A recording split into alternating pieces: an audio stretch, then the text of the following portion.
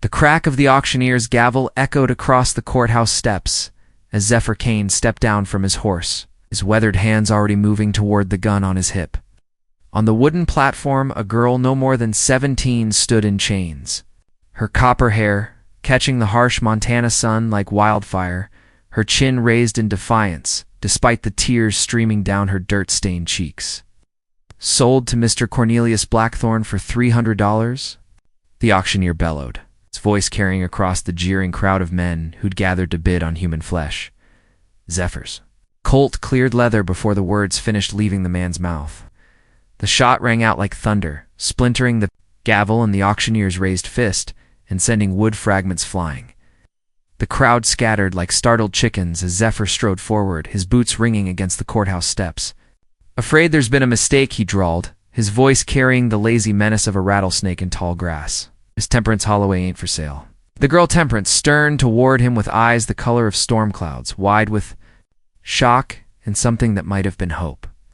Blood trickled from a cut on her lip where someone had struck her, and rope burns circled her wrists like crimson bracelets.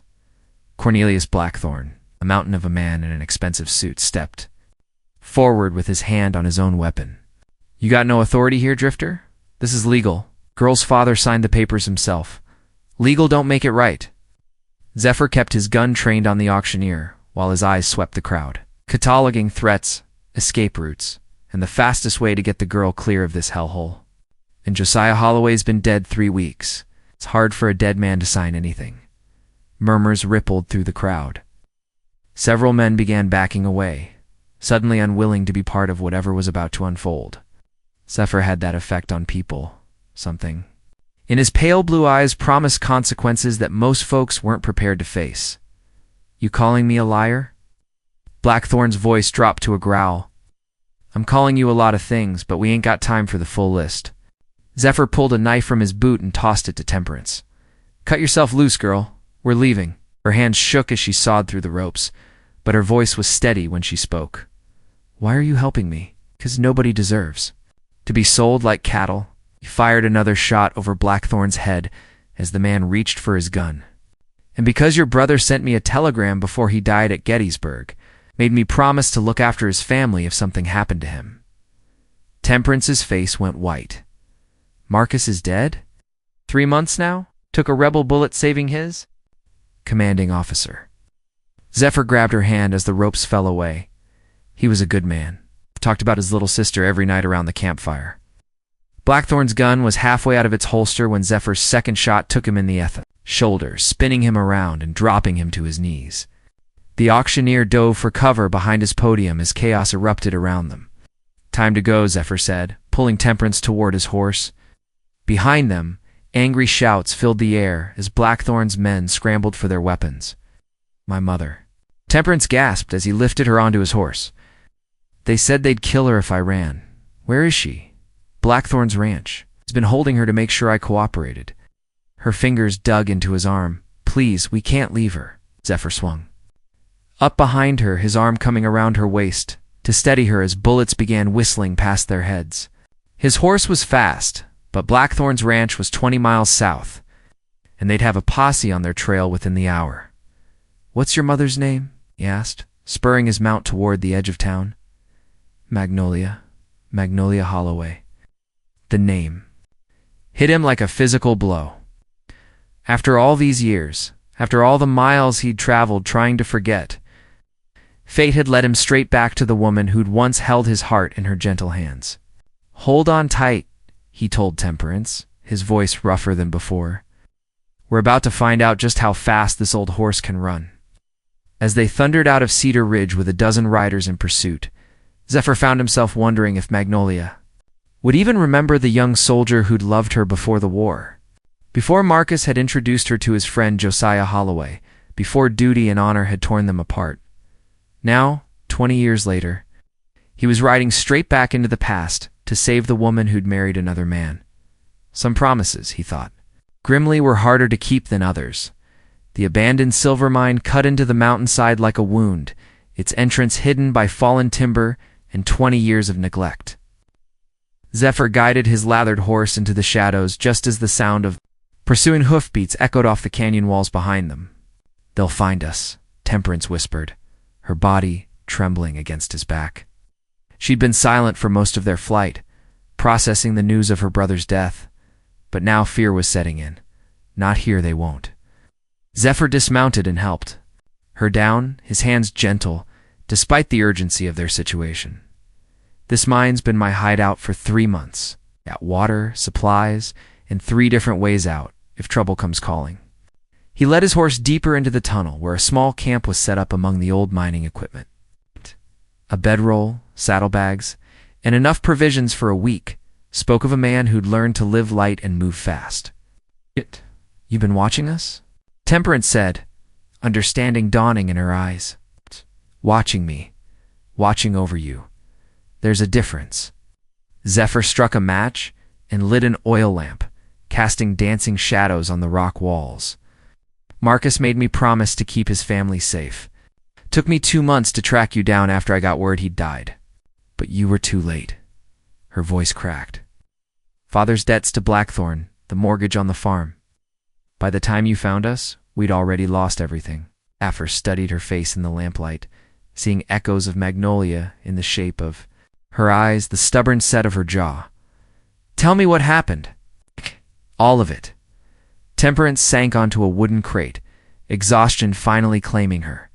"After Marcus enlisted, Father started drinking heavy. Lost crop after crop to bad weather and worse decisions. Blackthorn held the note on our land, kept extending the terms, adding interest. When Father died, the debt was more than the farm was worth. So Blackthorn claimed you and your mother to settle it. Said we could work off what was owed. But the numbers kept changing. The debt kept growing. When I refused his ... advances, he decided to recoup his losses another way." Her hands clenched into fists. "Put Mother in his cellar and told me I'd be sold to the highest bidder. I tried to run, he'd kill her." Rage burned cold in Zephyr's chest. He'd seen evil in his travels, but a man who'd traffic innocent women deserved a special kind of justice. "How many men does he have at the ranch?" "A dozen, maybe more. They're not just cowhands, they're killers, all of them. He calls them his collection agents." Temperance looked up at him with desperate hope.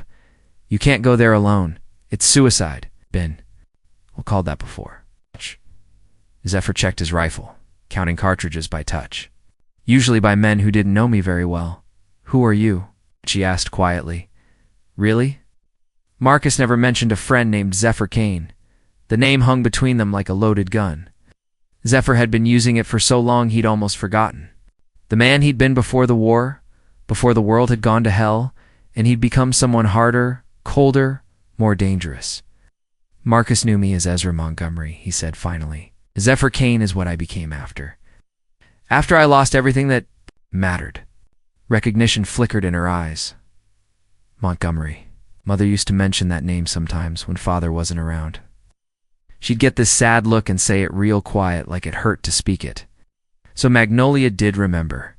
The knowledge hit him harder than any bullet ever had. "Your mother and I? We knew each other before she married your father. Before the war changed everything." He turned away, unable to meet Temperance's penetrating gaze. "When I came back from fighting, she was already married, already had you and Marcus. I drifted west, tried to forget. But some things don't stay buried. She loved you. It wasn't a question. We were young. Thought love could conquer anything." He laughed bitterly. "War taught me different. A man like me, with blood on his hands and ghosts in his past, doesn't deserve a woman like your mother. But you came back anyway. When Marcus asked, you came back." "Gave my word." Zephyr shouldered his rifle and headed for the mine entrance. "Stay here. Bar the entrance after I leave and don't come out for anyone but me." "Where are you going?" He paused at the threshold, silhouetted against the dying light. "To keep a promise I should have made 20 years ago." Outside, twilight painted the mountains purple and gold. Somewhere in that vast landscape, Magnolia Holloway waited in a cellar, probably believing she'd been forgotten by the world. She had no way of knowing that the man who'd once promised to love her forever was riding through the darkness to bring her home. Zephyr mounted his horse and turned toward Blackthorn's ranch, his heart pounding with anticipation and dread. After 2 decades of running from his past, It was time to face it head on, even if it killed him. Blackthorn's ranch sprawled across the valley like a cancer, got his main house blazing with light, while armed men patrolled the grounds with military precision. Zephyr counted at least 15 guards, all carrying rifles, all moving with the easy confidence of men who'd killed before. He approached through the timber on foot, leaving his horse tethered a mile back. The cellar would be behind the main house, probably built into the hillside for storing vegetables and preserves. Now it held the most precious thing in his world, eh? Guard rounded the corner of the bunkhouse, just as Zephyr emerged from the shadows. The man opened his mouth to shout a warning, but Zephyr's knife found his throat first, dropping him silently to the dirt. 1 down, 14 to go. The cellar doors were exactly where he'd expected. Heavy oak reinforced with iron bands and secured with a massive padlock. Zephyr shot the lock off, wincing at the noise, then hauled the doors open and descended into the musty darkness below. "Magnolia?" he called softly. "It's Ezra. I've come to take you home." A sharp intake of breath echoed from the far corner, then the rustle of fabric as someone moved in the shadows. When she stepped into the light spilling down from above, Zephyr's heart stopped. 20 years had touched Magnolia Holloway with gentle hands. Her auburn hair was streaked with silver now, and lines of sorrow marked her face, but she was still the most beautiful woman he'd ever seen. Her brown eyes, those same eyes that had haunted his dreams for 2 decades, stared at him with disbelief. "Ezra," her voice was barely a whisper. "Is it really you?" "It's me." He moved toward her slowly, afraid she might disappear like smoke if he startled her. "I'm sorry it took me so long to find you." She was wearing a torn dress, her face bruised, her wrists raw from rope burns, but when she smiled, she was the girl he'd fallen in love with all those years ago. The girl who danced with him at the harvest festival and promised to wait while he went off to war. "I knew you'd come," she said simply. "I never stopped believing, Magnolia." The words he'd rehearsed for 20 years died in his throat. "How did you apologize for abandoning someone you loved? How did you explain that you'd stayed away?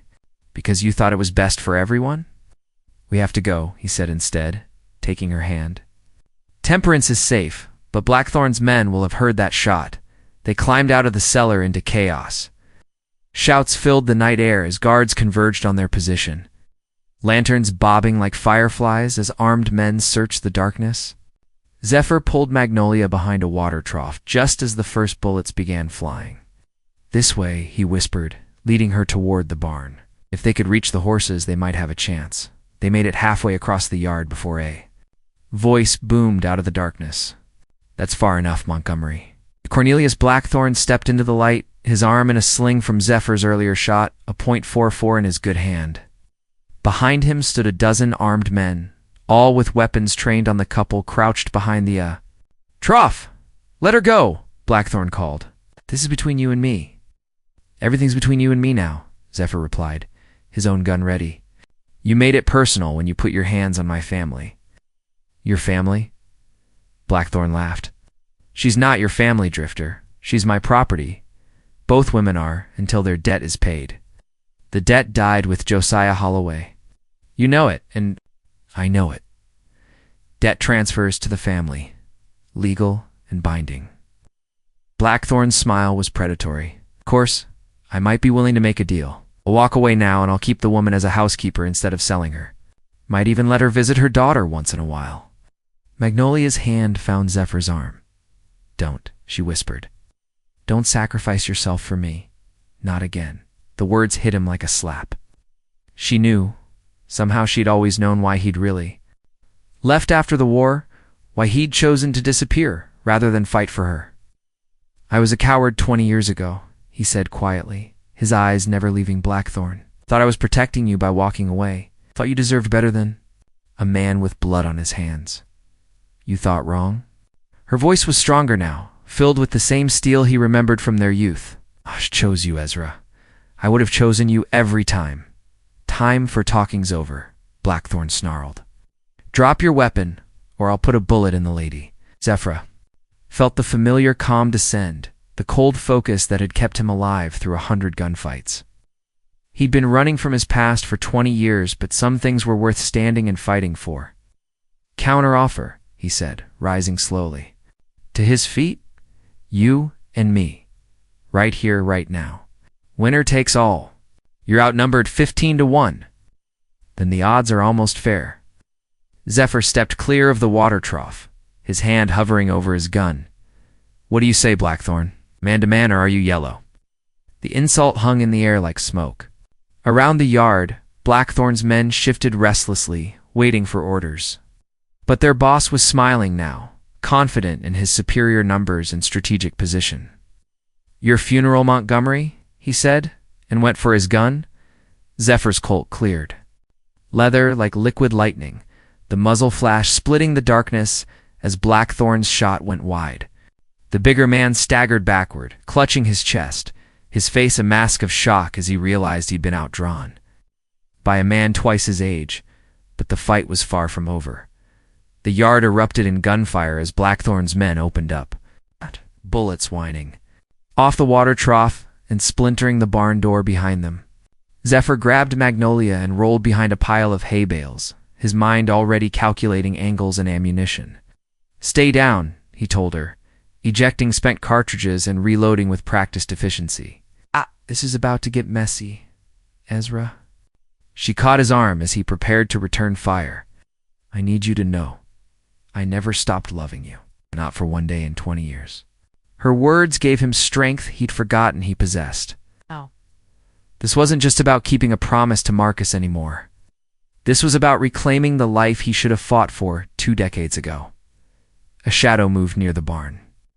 Zephyr put 2 bullets, center mass, dropping the man like a stone.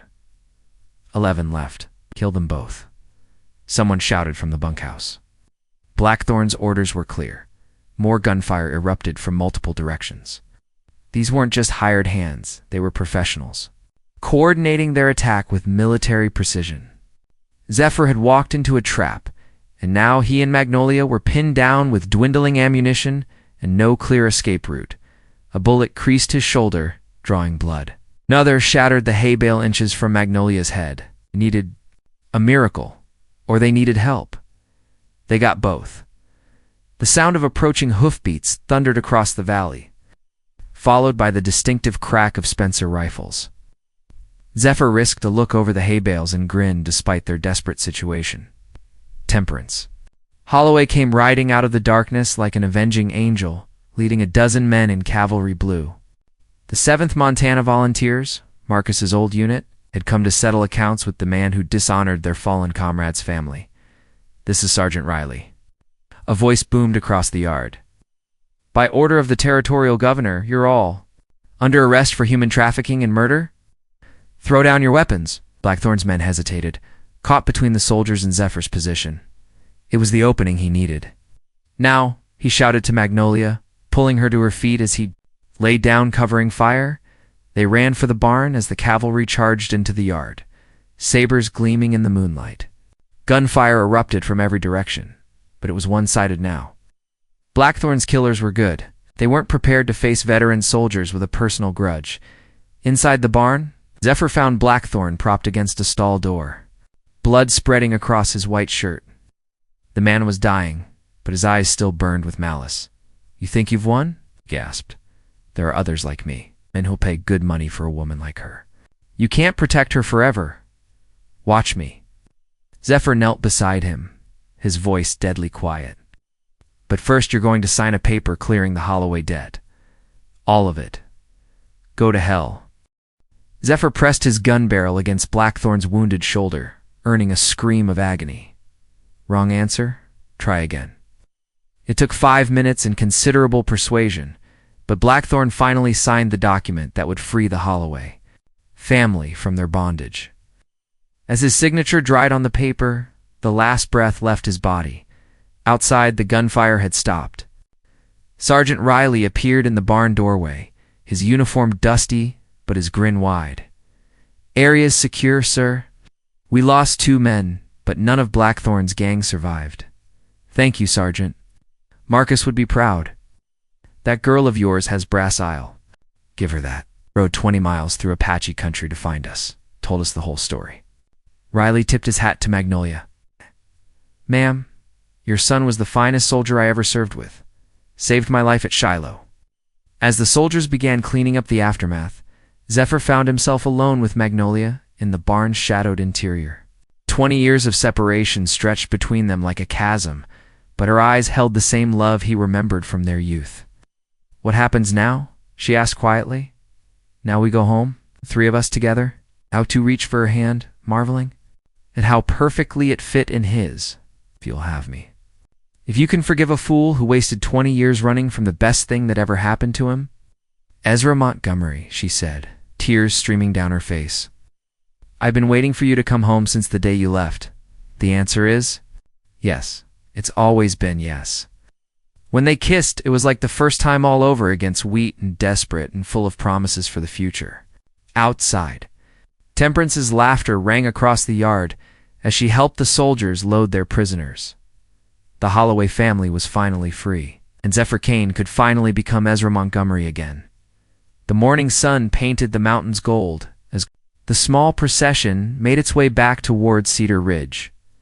Zephyr rode beside the army wagon that carried Magnolia and Temperance, his heart lighter than it had been in 20 years.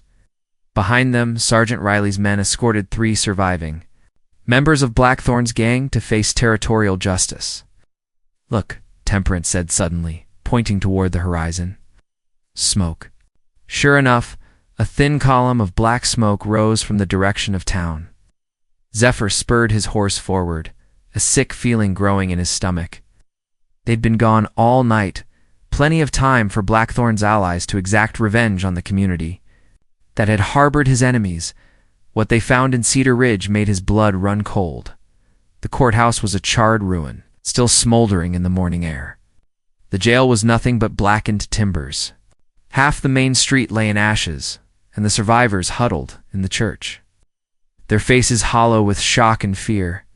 Sheriff Hawkins met them at the edge of town, his badge crooked and his face streaked with soot. "Thank God you're alive," he said.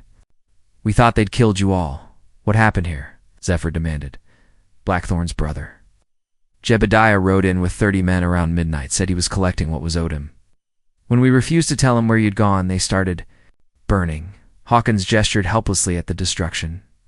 "Lost 5 good men trying to stop them." Temperance covered her mouth in horror. "This is our fault.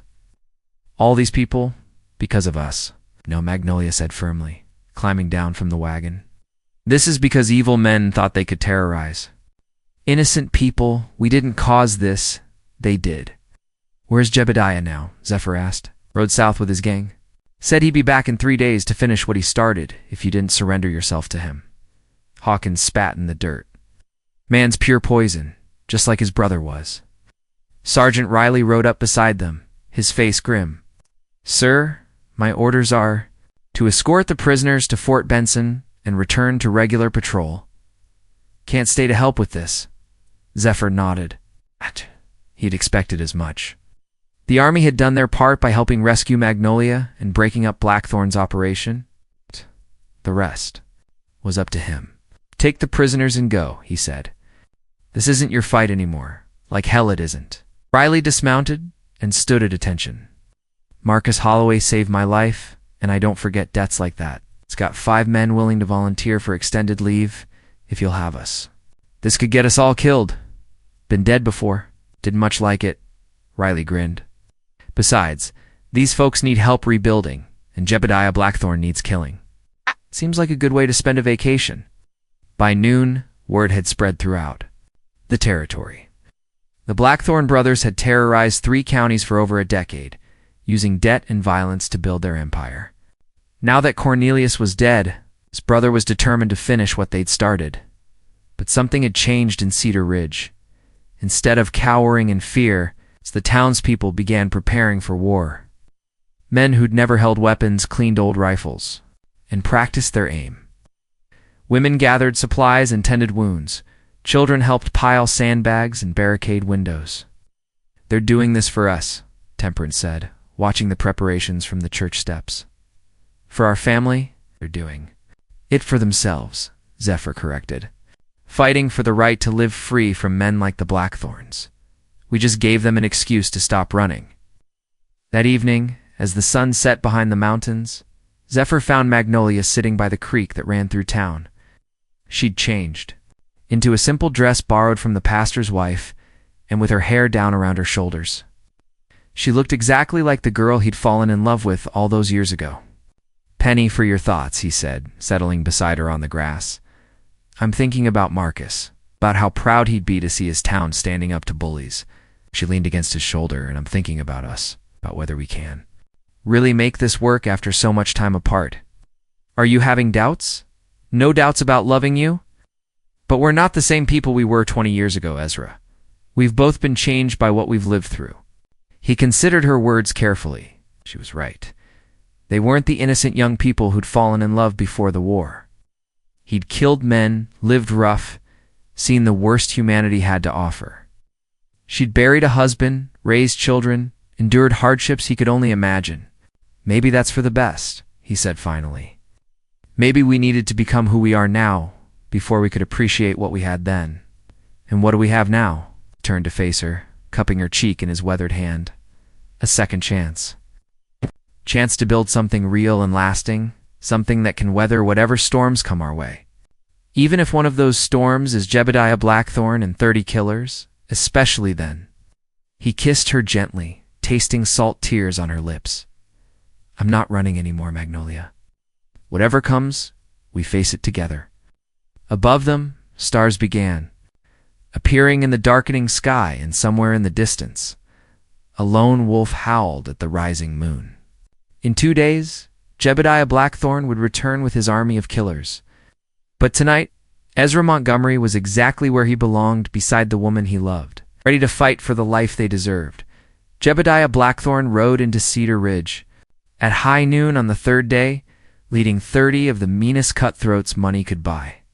But instead of finding a cowering town ready to surrender, he discovered barricades in the streets, rifle barrels gleaming from windows, and a people who'd decided they'd had enough.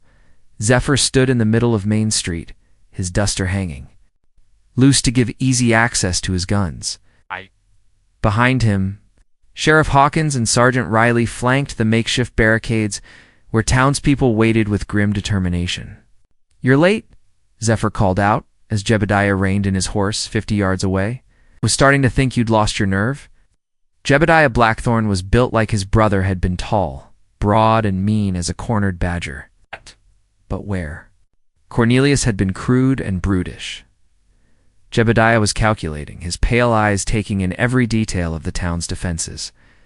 "Ezra Montgomery," he said, his voice carrying easily across the distance. "It's been a long time since anyone killed my kin, and lived to tell about it. Your brother got what he deserved. So will you if you're smart enough to turn around and ride out? Can't do that. It's family honor, you understand?" Jebediah gestured to his men, who spread out in a rough semicircle around the barricades. "God. Me a proposition, though. You come quiet-like, and I'll let these good folks keep breathing." "Counter-proposal," Zephyr replied. "You and me, one-on-one. Winner walks away." "You must think I'm as stupid as Cornelius was. Got 30 men to your ... Jebel quotes to count the defenders. Looks like maybe 15. Those ain't good odds for you, Montgomery." "Depends on how you count." Zephyr smiled coldly. "See. You're counting bodies. I'm counting graves." The insult hit home. Several of Jebediah's men shifted nervously in their saddles, suddenly realizing they were facing the legendary gunfighter who'd killed their boss in fair combat. "Enough talk," Jebediah snarled. "Boys, burn this town to the ground." The battle erupted like a thunderclap. Jebediah's men charged the barricades as the defenders opened fire, filling the air with smoke and lead. But these weren't the same frightened townspeople who'd cowered 3 days ago. They were citizens defending their home. They fought with the fury of the righteous. Zephyr's guns seemed to move of their own accord, dropping attackers with mechanical precision. To his left, Sergeant Riley and his volunteers advanced by fire and movement, their military training evident in every coordinated action. To his right, Sheriff Hawkins and the local men held their ground against overwhelming odds. But 30 against 15 were still long odds. And gradually the defenders began falling back toward the church. A bullet burned across Zephyr's ribs, another shattered the window beside his head. They were running low on ammunition and men, while Jebediah's gang seemed endless. That's when the unexpected happened. A new sound echoed across the battlefield, the thunder of approaching hooves, the war cries of mounted men charging into combat. From the north came 20 riders wearing the badges of territorial marshals, led by a grizzled old veteran with silver hair and eyes like winter storms. "This is Marshal Daniel Rourke," the leader shouted. "By order of the territorial governor, you're all under arrest." But Jebediah's men didn't surrender. Caught between the marshals and the townspeople, they fought with the desperation of cornered animals. The battle raged through the streets of Cedar Ridge, spilling into alleys and shops, leaving bodies and blood in its wake. Zephyr found himself face to face with Jebediah behind the ruins of the courthouse. Both men breathing hard, their guns empty, death circling like a vulture overhead. "This ends here," Jebediah growled, drawing a knife. "Between you and me," agreed. Zephyr pulled his own blade, the steel gleaming in the afternoon sun. "For Marcus, for Magnolia, for every person you've hurt." They circled each other like wolves, looking for an opening. Jebediah was younger and stronger, but Zephyr had experience and desperation on his side. When the younger man lunged, Zephyr sidestepped and opened a red line across his opponent's arm. The fight was brutal and close. Two skilled killers trading cuts and slashes in a deadly dance. Blood flowed freely from both men as they grappled. In the dirt, each seeking the killing stroke. In the end, it was love that made the difference. As Jebediah raised his knife for a final thrust, Zephyr thought of Magnolia waiting for him, of the life they could build together, of the promises he still had to keep. The vision gave him strength he didn't know he possessed. His blade found Jebediah's heart, sliding between ribs to end the Blackthorn legacy forever. As gunfire faded across the town, Zephyr staggered to his feet, bleeding but alive. Around him, the survivors began emerging from cover, tending wounded and counting their dead. The war was over. They had won, but at a cost that would haunt Cedar Ridge for years to come. 3 weeks later, Cedar Ridge looked like a different town entirely. Where the courthouse had burned, a new foundation was already rising from the ashes. The main street bustled with activity as merchants rebuilt their shops and families, put their lives back together. Zephyr stood on the porch of the new Holloway house, watching Temperance teach the local children how to read from the steps of the temporary schoolhouse. The old Brennan place had been purchased with money recovered from the Blackthorn Ranch, and now it was home to 3 people who'd thought they'd lost everything. Magnolia said, joining him with 2 cups of coffee steaming in the morning air. "Takes after her father that way. Josiah always said teaching was the noblest profession. Marcus would be proud of her." Zephyr accepted the coffee gratefully, noting how natural it felt to have Magnolia beside him again. 3 weeks of rebuilding had done more than restore the town. It had restored their connection to each other. "Any word from Marshal Rourke about the reward money? Came through yesterday?" $5,000 for the Blackthorn gang, plus recovery of stolen property. He smiled at her surprised expression. "Seems we're not as poor as we thought. What will you do with it?" "What will we do with it?" he corrected. "We're partners." Now remember, in everything. The question of their future had been dancing around them for weeks. They'd fallen back into an easy companionship, but both were careful not to push too hard, too fast. 20 years was a long time, and they were different people now. "I've been thinking," Magnolia said carefully, "about what comes next. For all of us. And Temperance wants to stay here, help rebuild the school. She's found her calling, I think. But you and I... ... double quotes, she paused, searching for the right words. "We've both been running from something for too long. Maybe it's time to stop running and start building." Zephyr set down his coffee and turned to face her fully. "What are you saying?" "I'm saying I love you, Ezra Montgomery. I've loved you for 23 years, through marriage and motherhood and widowhood and everything else life threw at us.